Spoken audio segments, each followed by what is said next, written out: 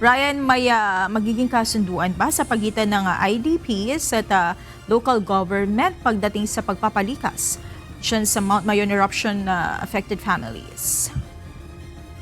Yes, Monica, magandang gabi. Kahapon nga ay nagsimula lipat ang ating mga kababayan na evacuees mula dito sa San Jose Elementary School patungo dito sa may tent city na ginawa DSWD para sa kanila. At ngayon naman, pinaasikaso ng pamahalaan itong paglilipat naman nila dito sa relocation site na ginagawa nitong lokal na pamahalaan ng Malilipot Albay. Dangan nga lamang, ayon sa mga residente, kausap nila ang National Housing Authority at ayon sa kanila, ang magiging usapan pagkatapos ng 5 taon ay babayaran na nila itong lupa na kinatitirikan nitong pabahay.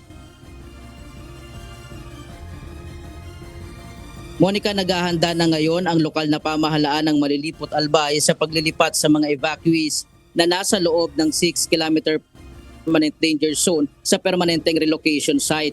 Inihahanda ngayon ng LGU katuwang ang National Housing Authority ang bagong matitirhan sa barangay Binitayan upang matapos na ang housing project para sa mga apektadong residente sa Malilipot Albay sa tuwing nag-aalboruto ang Bulkang Mayon.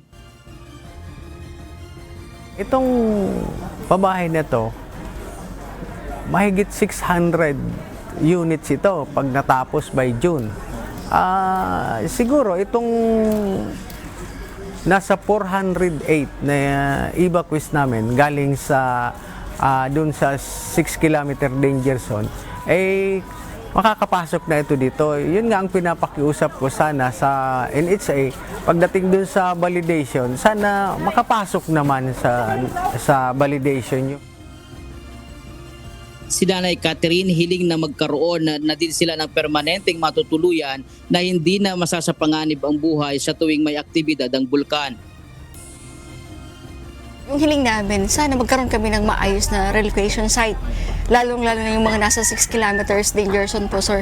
Kasi yun po talagang yung, parang major priority po, sir.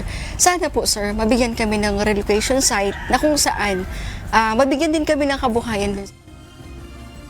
Si Nanay Francesca naman, hinihingi na sana ay maging libre lamang ang mga pabahay na ibibigay sa kanila ng pamahalaan. May ibinigay na na bahay si President Marcos. Yung relocation na binibigay sa amin doon sa Binitayan. Di ba ang bigay walang bayad? Bakit pa babayarin kami ng lupa? Libre na, hindi na kailangan magbayad ng lupa. Pinoproblema kasi ng ilang mga residente pagkatapos ng 5 taon ay mag-uumpisa na silang maghulog para sa lupa na kinatitirikan ng pabahay na ibibigay ng pamahalaan. Ang alkalde naman ng Malilipot hiling sa Pangulo at sa National Housing Authority na ibigay na lamang sa mga residente ng 6-kilometer danger zone ang bahay at lupa. Sana magkaroon ng lakdang na maibigay ito sa mga nasa 6-kilometer danger zone. Kasi nakikita ko, ito ang magiging solusyon namin na siguro maging zero na kami sa 6-kilometer na mga nakatira. And sa susunod na, kasi lagi naman ang eruption ng Mayon, halos after 4 years, nandyan yan, medyo ma-listen na yung problema pagdating sa evacuees.